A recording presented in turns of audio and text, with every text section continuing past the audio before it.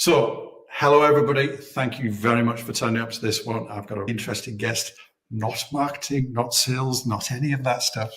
This is about my love of my life, technology. But I'm also here with somebody, very rare person that actually knows what I'm talking about, even when I'm going off on one. So with that, I'd just like to introduce Iain Cox. So let's hand you in there.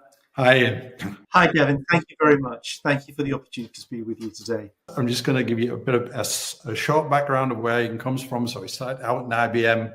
He's been to the dark side, into the government, British Energy, and is an associate of the Gartner Group, working in government, and is now very kindly agreed to have a bit of a chat about some of the things that he and I think may be a problem in technology. And with that, let's crack on. I'm just going to start out with something that's maybe a bit sort of off the cuff, but you may have heard of Roman concrete. Now, everybody possibly has. And it lasts for about 2,000 years. And up until recently, that is 2023, would you believe it? They didn't know why it lasted that long. Now, why am I talking about that and technology? We're going to be talking about technical debt. And the Romans had a very interesting look from an engineering perspective. They wanted stuff to last, but technical debt, that can kill your business. With that, this is what it looks on the outside to most people when it comes to a technology or service or anything. Looks very pretty, looks very solid, looks as though it's going somewhere. With that, Iain, maybe you'd just like to give your 10 cents to that. Thank you, Gavin. That's absolutely true. It always starts off looking very pretty on the outside. In my experience, technology rusts, it decays over time. And that happens very rapidly, much more so than you'd expect. Today, we have our base platforms iterating very quickly. At the front end, we have things like Node.js, which are releasing new versions frequently. So the same is true for .NET, the same is true for Java. What does this mean? It means that over a short number of years, a piece of code that you have built and left deployed and doing what you consider to be a good job is slowly rusting to a point whereby it is no longer fit for purpose. And when you want to make a change, you suddenly look around and find, oh my gosh, I've got a real problem. I can't actually change things until I mend what's there already on the ground. Now, that mending what's on the ground can become extremely expensive.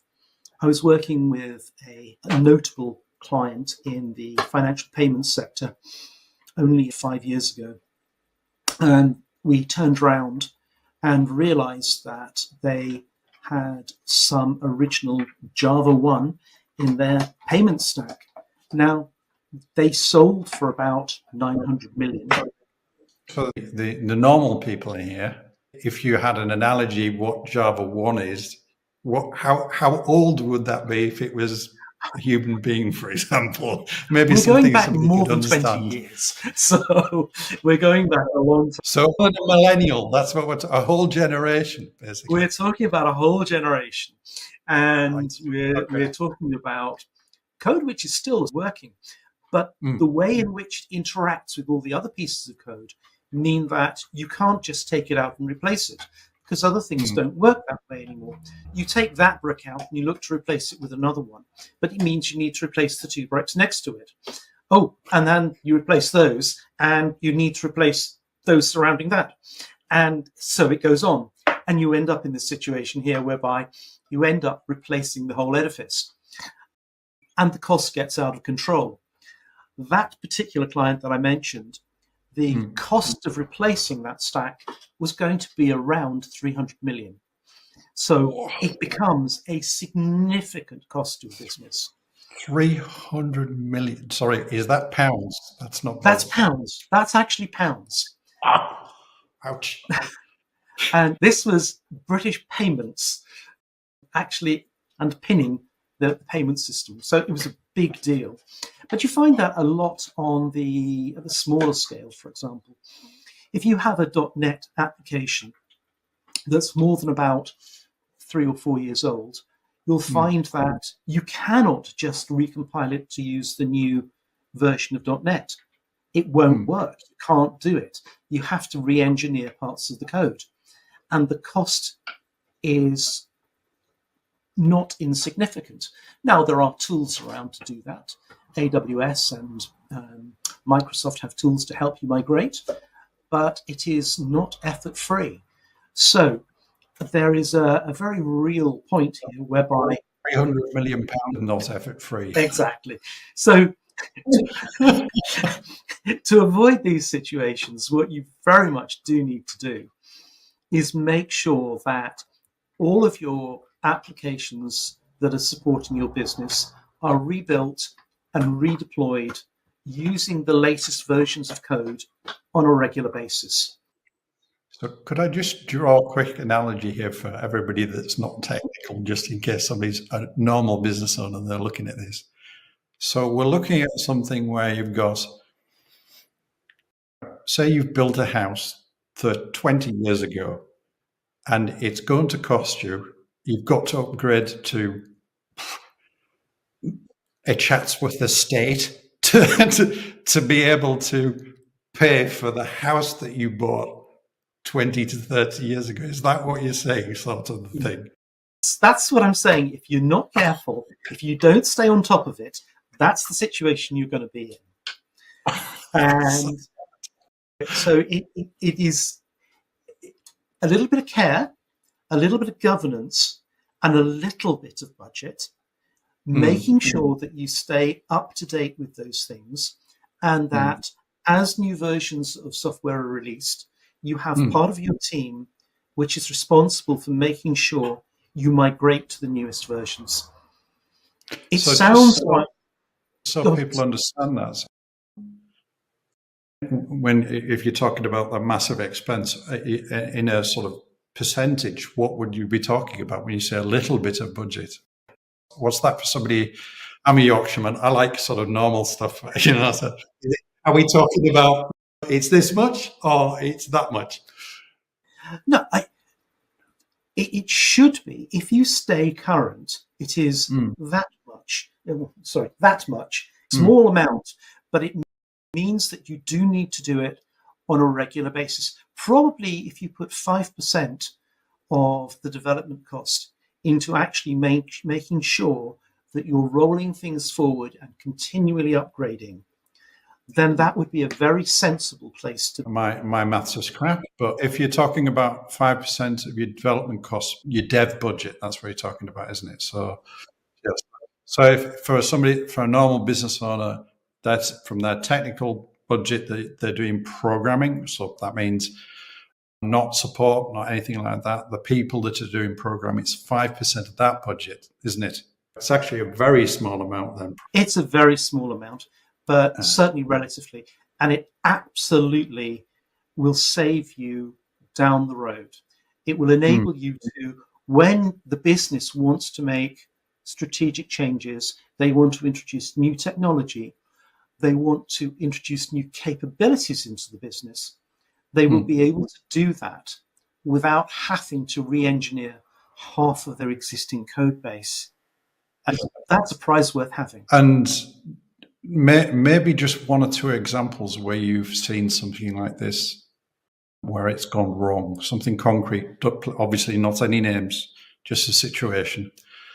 You can explain it in human terms so that somebody that's watching this, that is a business owner, that said, okay, they can see possibly that things are maybe a bit wobbly, but what's it going to look like if I actually get on top of this? And so they can understand this is where it could go if you don't get it fixed. An example of this is a current client of mine. They have a business data analytics application running in the financial space. They built it about 5 years ago, I guess. It was built to run on .NET 4. We are now at .NET 9. It calls some libraries which were expensive paid for libraries to do rendering into PDF.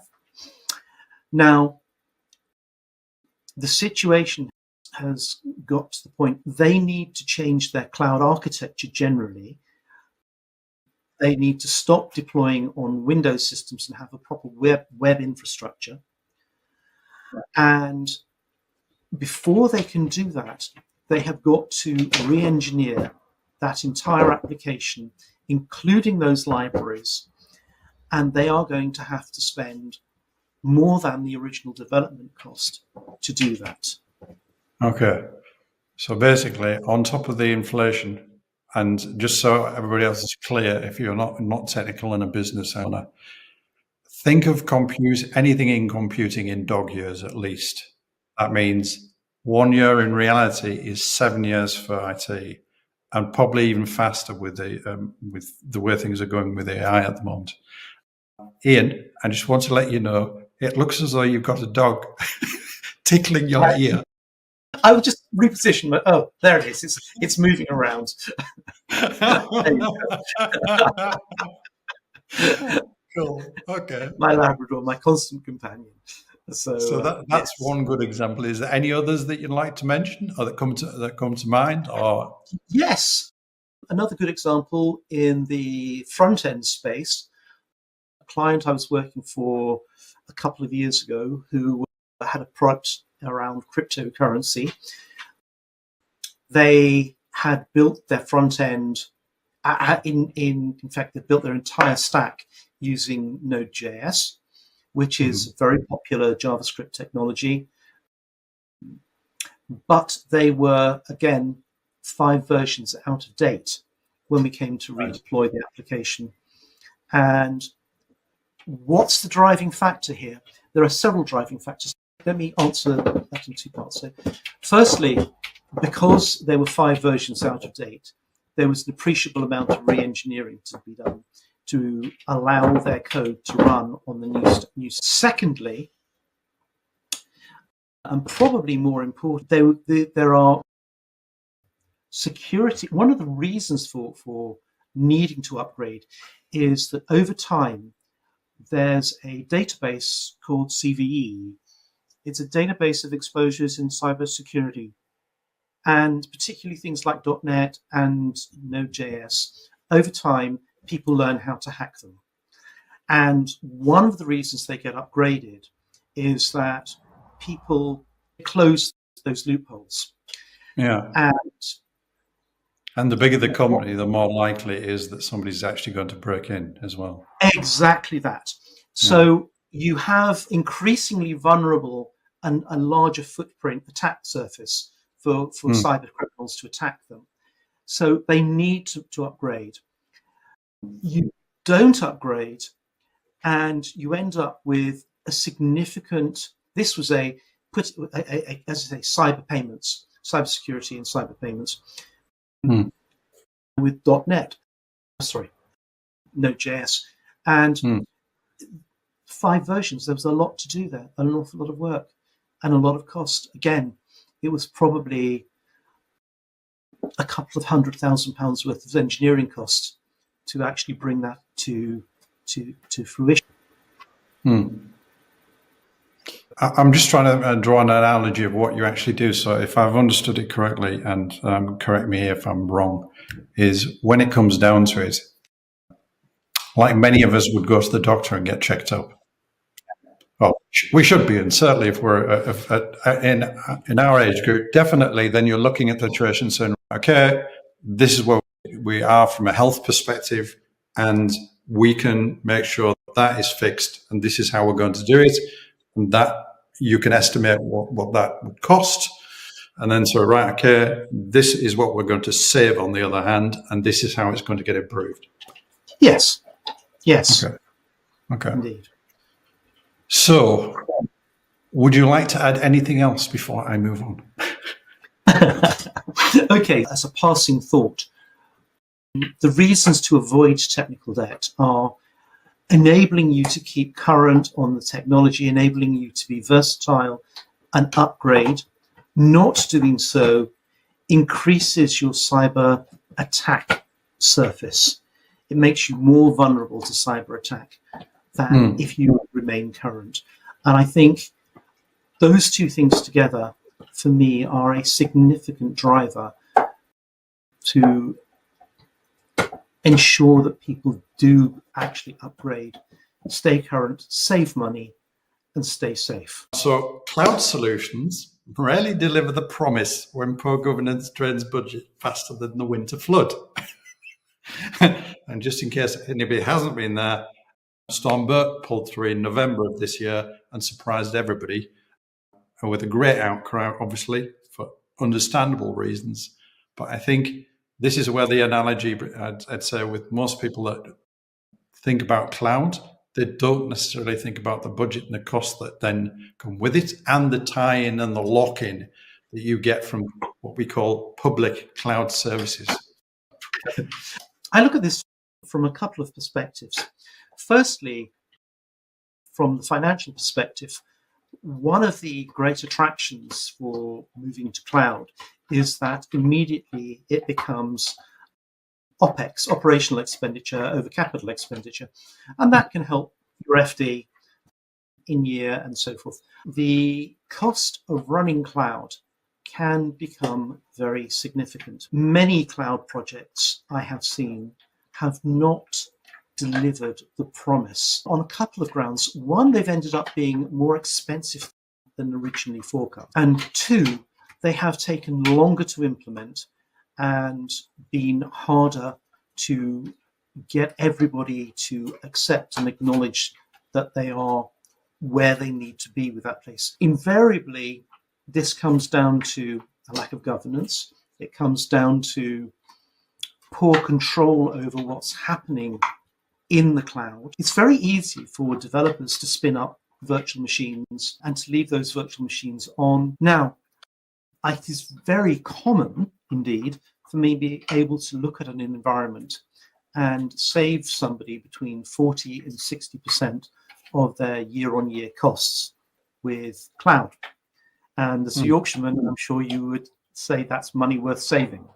My father, who's a business owner, he'd probably be going around turning things off. He'd probably be reminding everybody every second week. and be asking them people to pay for it themselves if they wanted it up and running. Absolutely, there you go. The versatility is phenomenal, but very often we find development teams spin up machines in the cloud. They use those machines for testing, for developing, sometimes for production, sometimes not. They then move on. They leave those machines there. They don't switch them off. They are burning money every minute that they're up and running. And therefore, it's important to switch those machines off. It's also important to understand that with a little bit of foresight and planning, you can save hugely. If you are a company of any size and you have an idea of what your cloud spend is, it is easy to take out an agreement that is effectively prepaying or pre-contracting your commitment to the cloud for 1, 2, or 3 years. And as soon as you do that, you start to move into big savings. Okay. So that's just a quick analogy about what that actually looks like so a normal person can understand this. So it would be like driving your car and then parking it in the garage and leaving the engine running on. But not just one car, possibly then 3, 4, 5 that you haven't or thought you hadn't purchased. Indeed. And that stacks up over time, doesn't it? That stacks up very quickly over time. Now, I'm then going to talk about a couple of other things. What's expensive in the cloud? One, running too many machines or not having the right size of environment is expensive.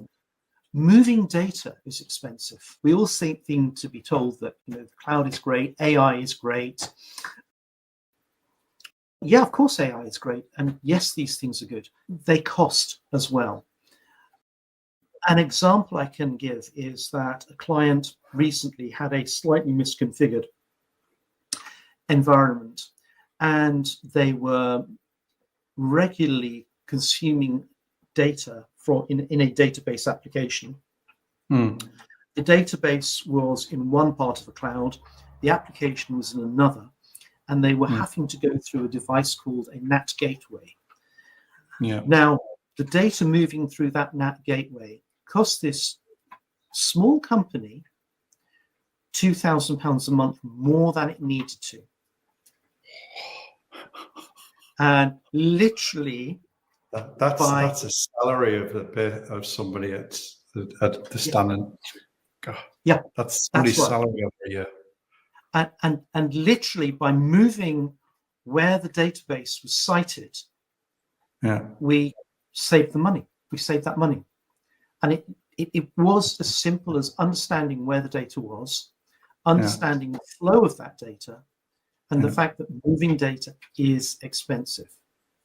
So does that then just come down to proper design, or the fact that it's one of these things a bit like your garden? You mow the grass, or sometimes we don't, quite understandably, I'd say, or you look after the flowers or not. And then at some point, you either got a small forest in your backyard, or you have a very good-looking, nicely mowed lawn and a beautiful bed of roses. Is it sort of something that happens like that, or is it literally from day one you make a mistake, or people that haven't understood how this technology works, or is it more a case of happens more over time and it's just something that it's an organic thing? Because you said that the beginning it was with IT, obviously it moves very fast. I talked about dog years and keeping that maintenance up to date, or is it more one or the other, or is it a combination of both? I think it's a combination, actually. I think that's a very good question. I think the primary place I would go to is that you need somebody designing your web environment who actually understands how it works and how it's built, specifically how it's built, because you can have some nice academic ideas and you can implement those ideas as academic ideas and they will work. But if that isn't tinged with practicality and experience, you end up with significant bills. So let's actually look at how we control that. Let's manage that and make sure that data is moving properly around your cloud environment. The other, I think, important thing in today's world is to look at where you can implement serverless applications. In other words, applications which have code running not on any designated virtual machine. That can be in a couple of ways. AWS, for example, have a service called Fargate, which is entirely a serverless platform, and you can commit code to that platform. They guarantee performance, but there are no servers behind it. And at that point, you then start to save money because you're only paying for the compute that you're using. You're not paying for a machine instance. So this becomes... What about storage then, though, as well? So storage is another very good question. Now, one of the things I think is clear is that folks don't tend to think about data lifecycle and how that works. What does that mean in layman's terms, please? So data lifecycle. What does that mean? It means that data has a useful life, and that when you acquire that data, it probably is, the value of that data is at its maximum. But like other things in technology, it becomes less useful over time as it ages. And when you have high performance databases and you have high performance block storage devices that are near to your application, so you can get at that data very quickly, that carries with it a price tag. Actually, if you can identify that data ages over time, and you can move that data to less expensive storage, and eventually, again, on AWS, there's a service called Glacier, which is for long-term data, which doesn't need to be accessed immediately. You can push it out there. It becomes dirt cheap. You've still got the data. You can still get it back, but it's not costing you very much at all. And actually understanding the value of your data and how you need to access it is a key to understanding how to design applications. Okay. I think one thing that would interest people is just how quickly does data become, in quotes, its value sinks for a business. So I think this is something that in non-technical terms, people don't realize just how quickly that actually happens. So maybe you could just enlighten everybody just how short a period of time that can be. Because I've seen some real shockers where people have said, I want all my stuff on the expensive chunk of kit, whether that be in the cloud or otherwise, and what everybody else that was technical was going, oh, because it was costing the business an arm and a leg. So maybe see whether it's just my bias or whether somebody else can back that up. No, I don't think it's your bias at all. I think financial data very often, I'm going to start there because an awful lot of businesses are financial or fintech. That data has an immediacy. It is at its most valuable now when it's new. And it has a very steep drop-off curve on it. So a month later, it's probably worth a half or less than of what it was at the inception point. And that curve drops off in a log linear manner. So actually, you don't have to go. Log linear mean? Sorry, I'm from Yorkshire. You're going to have to explain. It's not a nice. Give me that in a picture. Are we talking like this? Oh. We're talking like that. A big drop. So you're talking about a proper stood-up hockey stick. A hockey stick.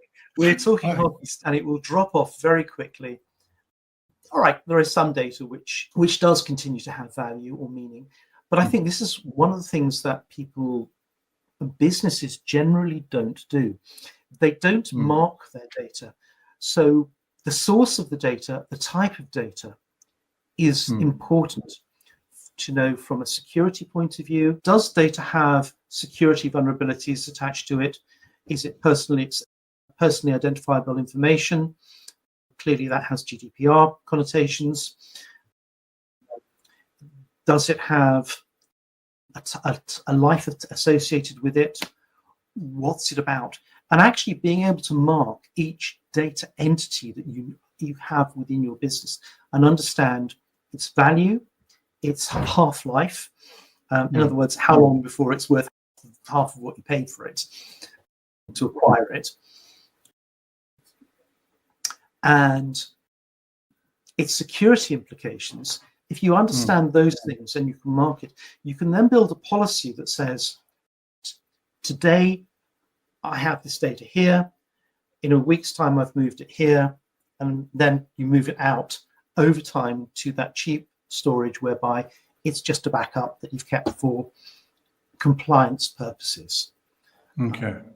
So for a normal business owner, when you're talking about policies, this would be an automatic process that you set up, and then it does all that for you. And then it's literally one of those ones, set it and forget it, or set it and review it once a year? Or Exactly. I mean, for a trivial example might be, you raise an invoice. Once the invoice has been paid, do you care about the data that's the invoice? All right, you care until you've paid your VAT on it, you're taxed. But it's gone into a balance sheet. The actual invoice document, it's data. You don't particularly care about it unless there's an issue with it. That's what my grandfather would have liked. once I got the invoice and I paid the tax man. There you go. Yeah. Okay. Cool. Is there anything else you'd like to add, or should we That's move on? probably enough for your listeners for that. It's, So we've just been talking about cost, I suppose, but this is the cost of AI. Now, I'm just going to name some facts, and I know I'm probably going to put everybody, aside from the fact that we're talking about tech all the time, and everybody's probably fallen asleep. If you are a business owner, maybe you want to just take note of this. The UK has been obviously going towards wind, and it looks as though that's had a real impact. So we're using about 22 gigawatts, and that's 70% of the budget of the electricity we use at peak times at the moment. So wind covers that, and that's 22.2 gigawatts at the moment. But with AI coming in, it's expected, it now uses 4.3 gigawatts in data centers. Okay, so that's the places where nobody sees them. It's what people call the cloud, and where all the offsite infrastructure is. So it's, if it's not sat under your desk, or literally we're looking at it sat here, that's what we're talking about. They're in data centers. Within the next 4 years, that's going to be between 13.5 gigawatts and 20 gigawatts. That means the 22 that we've got now we're producing for wind, half of that, we're going to be needing that in 4 years just for the data centers for AI. Ian, what would you like to say to that? I think that is a very valid point. I think AI, I think crypto mining, I think they are both extremely heavy power users. A story I tell my family on a regular basis, and they get very bored with. When I first worked at IBM, we're going to put it out into the ether. When I first worked at IBM at Hursley, there was an RB211 engine sat in the car park as a standby generator. Right. And the big mainframe there used to draw 3 megawatts, which was the output from an old style coal-fired power station. Now, I was in a data center in Slough. Oh, I did hear that. You said power station. Yeah. Yes. Jesus. Okay. Now, right. And that was 20 odd years ago thereabouts, I guess. That was 20 odd years ago. Okay. Coal-fired, not. But, yeah. 3 gigawatts. I was in a data center in Slough not that long ago, and it was drawing 34 gigawatts. Jesus. The relative difference and the way our continued consumption of tech, which of course, hey, I'm part of the tech industry, but one has to acknowledge that we are consuming vast amounts of power that 20, 30 years ago, we just weren't generating, let alone consuming. And as you mentioned, I was working for British Energy. At that time, it was the British nuclear generator. And it was producing 22% of the base load, the full-time power load that we need all of the time, day and night. 22%. That's for the UK, yeah? That's for the UK, was produced by the nuclear reactors. So one-fifth. One-fifth. Thereabouts. Power demand that we have today completely eclipses that. AI is incredibly power hungry. It needs to be near big power stations. It needs to be generating, because what it does, it works on large data sets, funnily enough, and it processes those large data sets, and that needs lots of machines. Technology is, like it or not, a fashion industry. And like it or not, AI, the current fashion is AI. And if you talk to AWS, if you talk to Microsoft Azure, if you talk to Google, they are all pushing hard to get companies to build AI solutions.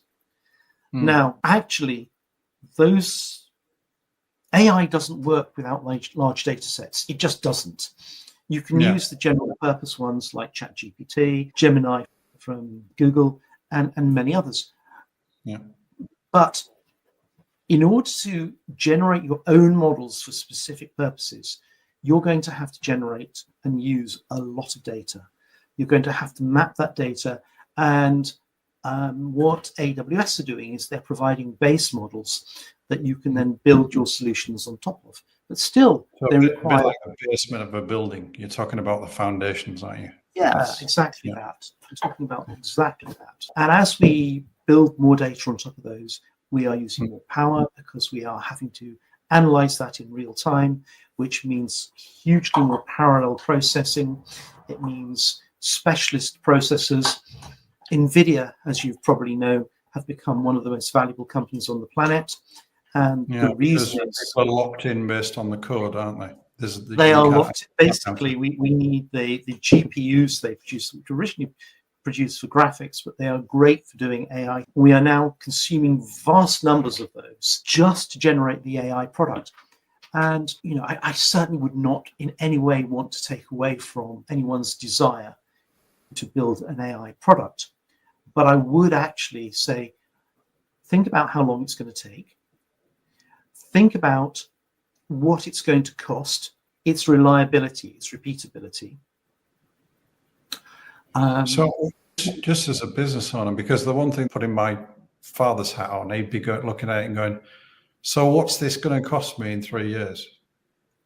A lot of money. Because I presume it's at some point that cost has got to get handed on to the rest of us. And if your business is built on that, he'd probably be asking me, what's the risk of that actually happening, that considering the figures that we've just mentioned, you build a business based on, say it was to 75% of AI, which is certainly in the way that everybody seems to be talking about this. But what happens in 4 or 5 years' time when the electricity costs have tripled, or in this particular case, quadrupled? Then they've become unreliable. On, haven't they? Yeah, they've got to be passed on. Absolutely, they've got to be passed on.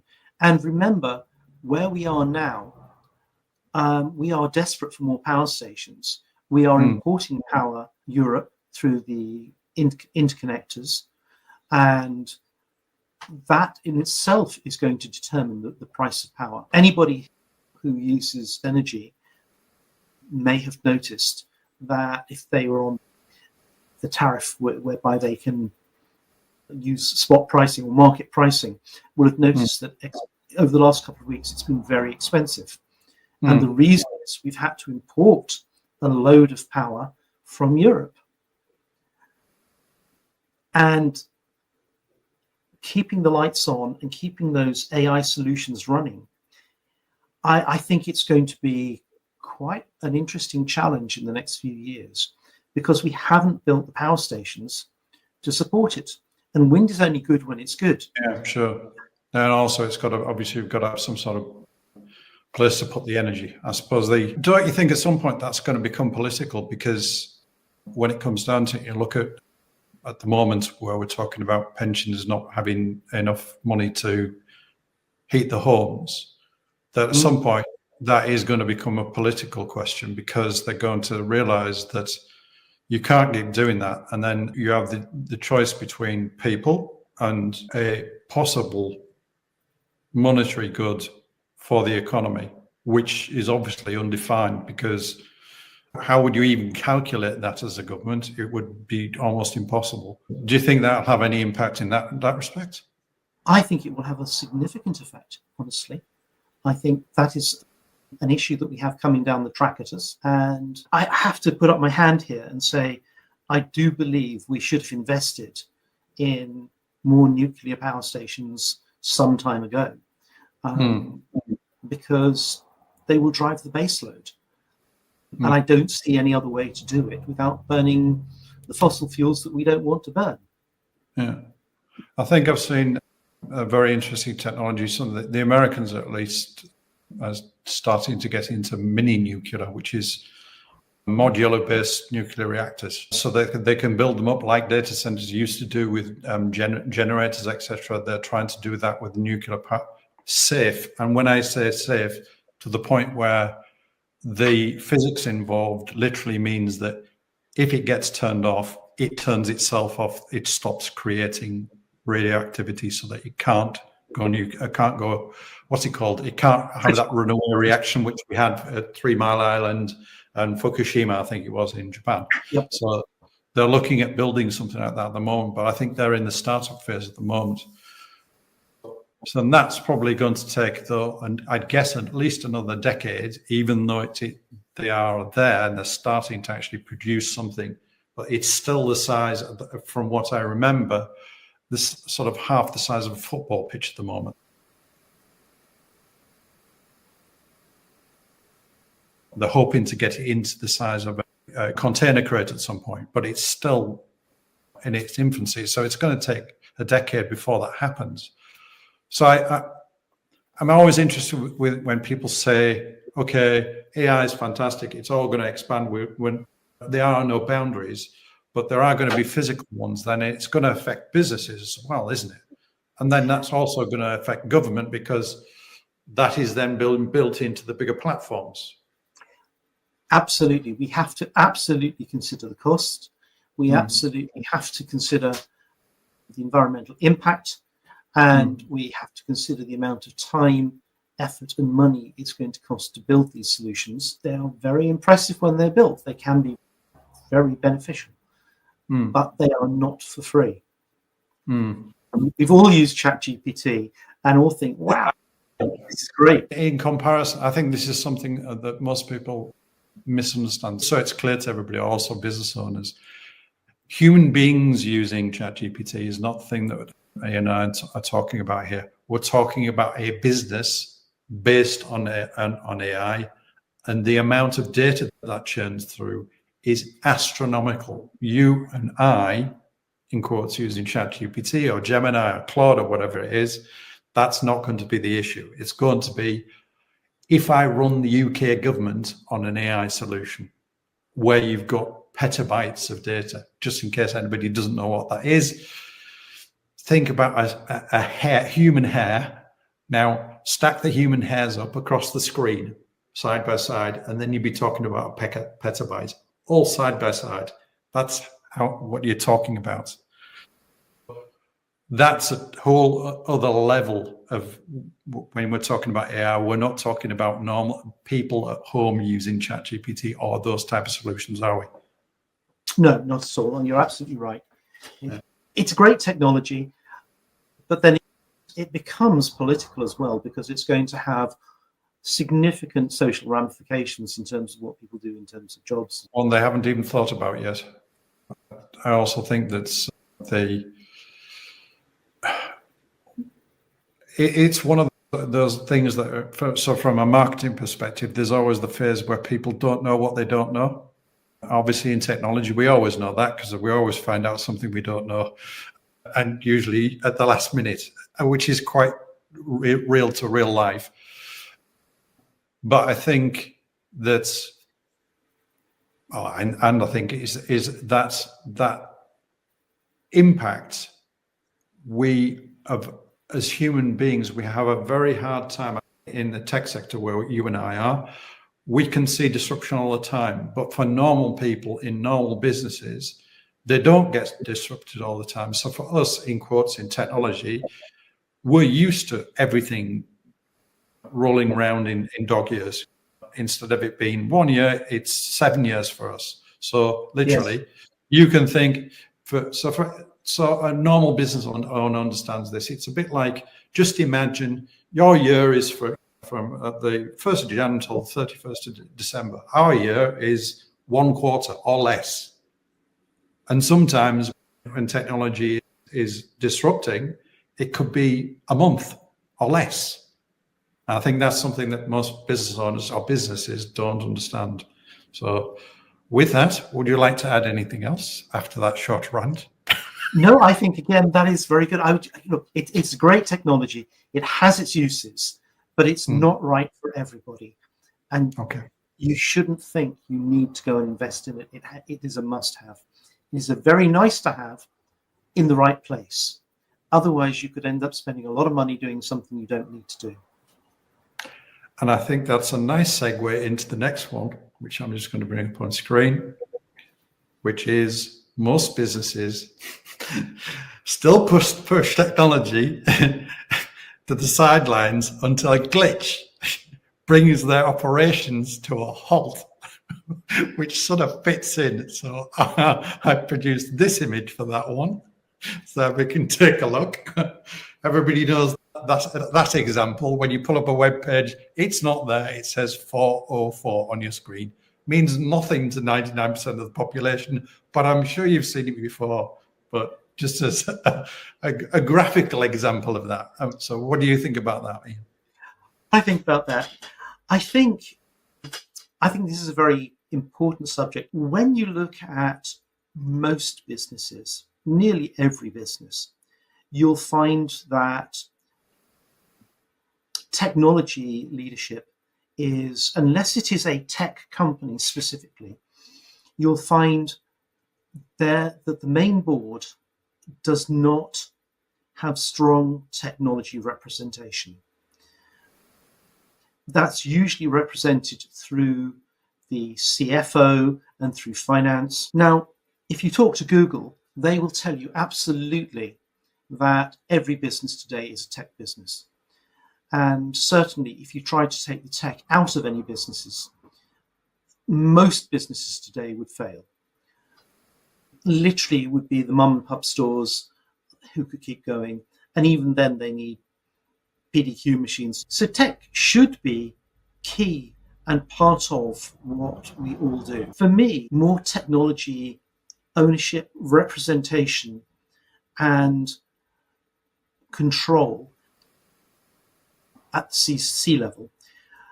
I think it's important to do that. If we don't do that, then we're missing a trick. Technology can help us change and become more profitable as businesses. It can help us deliver what we need for our customers. It's the only way to do it today. And if we stop doing that, we are letting ourselves down, we're letting the company down. More importantly, it's about the governance that goes with that and the risks that we're managing from, certainly in financial businesses where you have financial regulation involved. It is literally, if you get this wrong, you go to prison. And we need to make sure that we are all in the right place. We are all able to get the most out of our technology. I think there's something that I found interesting was, so we had, it's just, sorry, just fiddling with the tech here. I think there's something that's not quite clear to people on a normal level, is that from a compliance perspective, when it comes from financial regulation, that is actually attached to the C-suite. So yes, absolutely. That failure, just in case it's not clear to everybody, when people are talking about financial institutions, it's very real to those people, because they will be literally end up in the newspaper, in the Daily Mail, etc., if something goes wrong. Now, that is real accountability, because if it's at the top and it's attached to things like that, then it's fantastic, it all works great. But I think, maybe I'll put it as a question. Do you think that the boards or the C-suite very often of companies don't understand enough about IT, not very good at communicating where the risk is, where the issues are, what is really important? Or because they'll look at us very often and just be going, another IT person moaning about the fact, and actually it's not going to make a difference to the business, to me, to the customers that we actually serve. So, or do you think that's not true? I think, yes, I very much think that, Gavin. Then you don't know how much money you should be spending on protecting the data. You don't know how much money you should be spending on your cyber environment and how much that is worth to your business. Do you think that's a failing on the parts of technologists where we are not communicating that clearly to the C-suite, to the board, to a business owner, just how much risk they're at and just what the consequences are? Maybe if you have an example of that. I've certainly got one or two because I worked for a cybersecurity company for a year. So I know what that looks like. And that was building society. It was across the board. People think it's just the big companies. It's just corporates that are targeted. And these things happen and you recover. Maybe you could just give some examples if you could. I don't think that, sorry, I have an example. The fines that can be levied now for loss of PII data are hugely significant. They are at the level whereby even major corporates would be forced into liquidation if they got it very wrong. Protecting PII is... Could you just explain to normal people what PII is, please? Sorry, PII, personally identifiable information. And that can be very... You as a human being, and that can be generally anything, can't it? So as long as it could identify Ian, for example, Ian, that would be a telephone number, an email address, an address, and actually there can be little bits of data which you would absolutely not think were PII, but they can very rapidly get to the point whereby they can be proven to be linked to you, and understanding that is hugely important to a business, to be able to link that and say, I absolutely need to be able to protect that information. That information is worth X to me, therefore I can spend Y on defending that information. An example might be... I'm sorry to interrupt. I'm just going to interrupt because I think this is really important, maybe for smaller businesses too, is if they are actually gathering anything that could be identified or could identify a person, like you mentioned, the email address, an address, anything like that, they should at least be thinking about making sure that there's some sort of added protection, correct? For yes. That type of data, or that it's kept almost like you would have in the good old days, you would have a safe and you put that stuff in the vault. And that is almost, think of it like somebody stealing the cash out of your bank account. That's how serious this would be, correct? Absolutely it is. It's absolutely that serious. And I think for me, the biggest issue here is very often you find that the top table will say it is a technology problem. No, this is not a technology problem. It's a business problem, because the impact is going to be completely across the business. The fines that are going to be levied are across the business. You will find you cannot operate.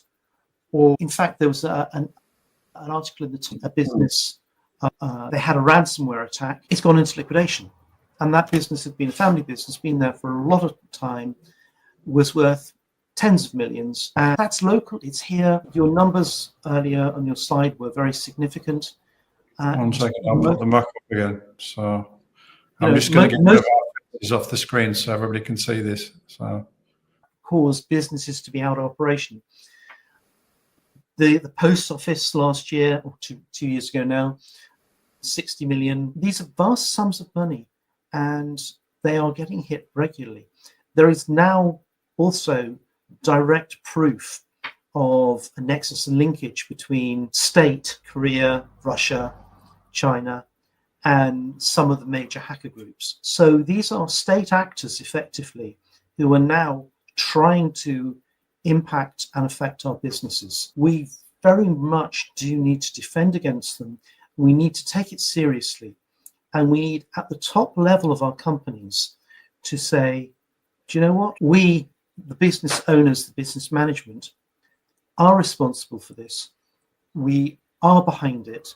it is not just a technology. We are doing everything that we can to actually make sure that we continue to trade and we are able to trade and that we have defenses in place. In cybersecurity, we talk about defense in depth, which means that it's not just a firewall, it's not just encryption, it's not just any one thing, but it is about knowing what's likely to be attacked, how it's likely to be attacked, and then providing appropriate and suitable defenses to the level that is appropriate. For example, if you have a database that is probably worth £10 million, you're spending £500 a year on defending that database, that's just not enough money. It's got to be proportional to the risk. How can that be attacked? Who is going to be modeling that? Who's going to be looking at that for you? And how are we going to go about improving the situation? So do you think the one thing that always interested me is, if I ask business owners, right, have they ever hired somebody to just do tests? They're called penetration PEN tests, just so everybody's clear, so that you can find out where you are when, if you look at the graphic on screen, the green, just by the way, that's the people or the companies that are not affected, or at least prepared. Now, if we're talking about 5.5 million businesses, the rest of us, to 99%, are either in the yellow or the red. So these are government statistics that we're looking at here. But I think that it's rare that I hear from people that are not, say, 50 or less, or maybe actually even 100 or less, that have actually had the systems tested at all. And it isn't a massive amount to actually do that, is it? No, it's not. And in fact, you can get it set up and you can have it repeated on a regular basis, 6 monthly or so. And it's worth doing because, again, as we said earlier, software rusts and decays, the vulnerabilities that in the known attack surfaces increase, and by having them regularly tested, you are defending actively against that. And so if you're a normal business owner, you're not a corporation, right? If you basically get, it's a service, it's something that's done on a regular basis or done on an automated basis, you get a report. Now, I presume then that there's going to be certain things in there where there's like recommendations, there's things you have to do, and the things that, that basically are going to get you into trouble if somebody does end up stealing personal data, etc. Yes, you get that as like literally is on screen here, red, yellow, green, something. It is that simple. It's not mega complicated. It's not mega complicated, and we'll provide you with a roadmap that you should be doing on a per system basis to make sure that you are staying out of trouble, you're staying safe, keeping the lights on. Okay, good. Is there anything else you would like to say? Otherwise, I'll skip back to where we're going to be going. I thought I'd just hop forward because it fitted from the... No, that's good. Thank you, Gavin. Okay, I'm just going to hop back then. Sorry about this, folks. The best laid plans by mice and men. But here we go. This is actually harks all the way back to the slide that we had with the Romans, to tell you the truth. And I think it's one of the most difficult things, which is building solutions without seeing the big picture. It's like designing a rocket without knowing where it's supposed to land. Now, I think this is also one of the most difficult things that people have to do in a business, possibly a business owner, if you are out there, is everybody's going to have an opinion. And I'm sure if you've talked to technical people, throw a hat and you'll get the hat chopped up into about 10 different pieces and handed back to you with different colors about what is the most important thing and how to build something and how it should be built. But honestly, I'm just going to put this to Iain, is does anybody actually really know when it comes to tech or any sort of IT, what is the best way to go? Is there actually a way of saying, okay, yes, we have to have this? Like we were talking about AI literally a few minutes ago, but if I'm a business owner, I'm going, why do I need that? Is there any way of getting an idea, right? What's the roadmap for this? Is it really that important? Is it going to affect my customers and my business? Or is it just literally potluck the people I've hired? I don't know. What do you think? I think you're asking several questions here. I'm going to try and come at this from a couple of angles. Firstly, I think very often you have people within the business have a good idea, and they decide they want to build some technology to help them deliver their good idea. And they know somebody who knows something about technology, and they will go away and they will build it, and they will deploy it, and they will start using it. This is what I call shadow technology. You have folks building solutions which are effectively off book. They may be great, but they may not be. But the thing they certainly don't do is fit into the big picture. And I think when you look at the way a business operates, there is a business roadmap that the business spends a lot of time developing. Yeah. And strategic plans, strategic spending in order to deliver the objectives that the business has set over the next 3, 12, 36, 72 months. It's planned out. This is where we're trying to go.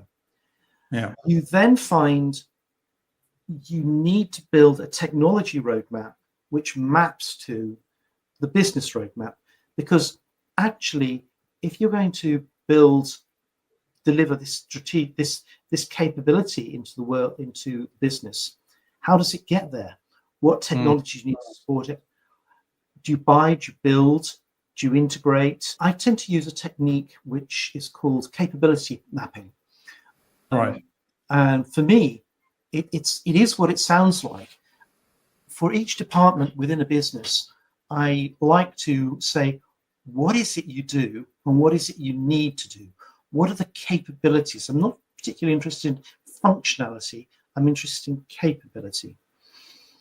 And then if you can actually acquire capability in a number of ways, as say, you can have it on site already, you can build it yourself, or you can buy it.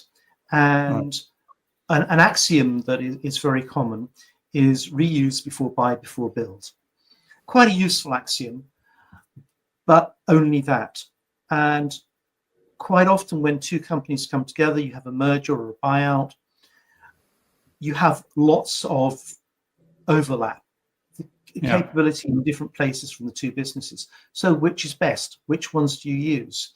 How do you bring them together? I think this is where it's very important to have built a big picture, know what your strategic roadmap is, know what your technology roadmap is, and what capabilities you need to support that roadmap. You can then go about building or buying or reusing as is required. But until you have that, you can't. And so when you start just building applications willy-nilly, you don't know where they fit into that big picture. You don't know how they're going to integrate, and you don't know what's going to change over time and how quickly that spend is going to become obsolete.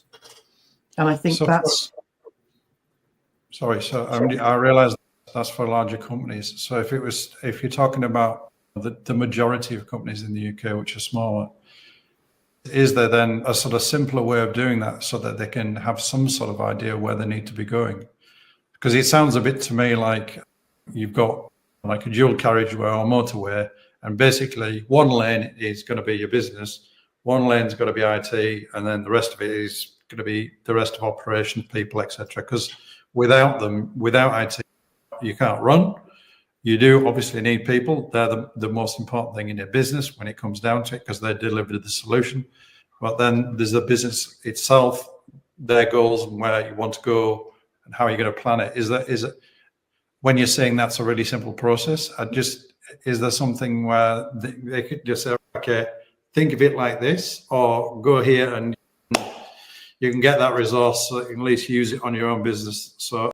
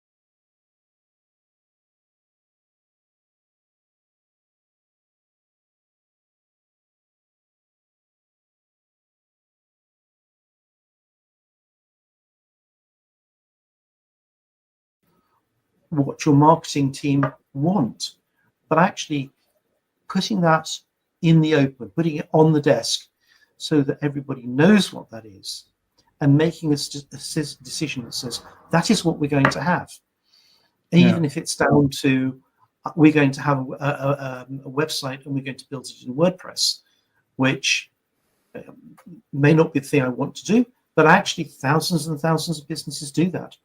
And understanding the capability and how that integrates with your CRM and so forth and so on, vastly important. Yeah.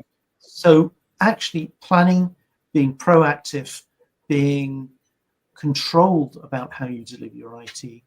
And I guess what I'm making a play for here is planning and governance, actually, even from the get-go. That doesn't happen.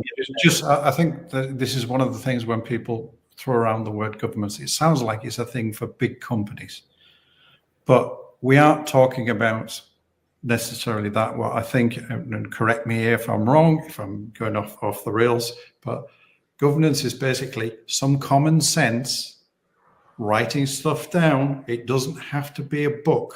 It doesn't have to be, this is not rocket science. It's just saying, okay, these are the things we use for the business. These are how they're going to be used. And this is what we're going to be using in a year's time, in 6 months' time, in 12 months' time. Is that about right? Is that? It is. I would throw in one other word. I think it needs to be communicated. And I think if you communicate that throughout the business, that will significantly improve matters. Okay. And I'm just going to add one there about communication. I'll add to that, because I got about halfway through my career in tech, and I've done about 13 different positions inside the IT sector. And I'd spent all the time thinking, oh, it's all about the technology. It's all about the technology. And I realized at some point, like my head hitting a brick wall, that it's not. It's about the people and the communication and the people understanding each other and the systems, because you can have the most fantastic technical solution on the planet. But if people don't understand it because they haven't been trained in it, or they haven't been demonstrated to them in a manner that they understand, that they can use it like that, and it has the advantages for their particular department or their job, then it's for naught. So I realized then that actually it's just like my grandfather and father said, yeah, he sold cars and transport and taxis and God knows what else. He had a massive business when he started out after the war. But he said, my father demonstrated to me once, he gave me the shittiest job that you could get as a when I was a kid. I was cleaning the underside of buses, all the cow shit that was covered in them, and greasing the wheels and checking the brakes. And my mother at some point said, he's 5 years old, Graham, get him out of there. That's not what he should be doing. And then my father turned around to my mother and said, that's the most important job in the company, because it was the brakes. It was to make sure the wheels didn't seize up. And I think this is the thing, is that's when you're doing this, keep it practical, keep people in mind, and make sure they know for their own benefit, that's the accepted use of stuff, and that's how it should be used.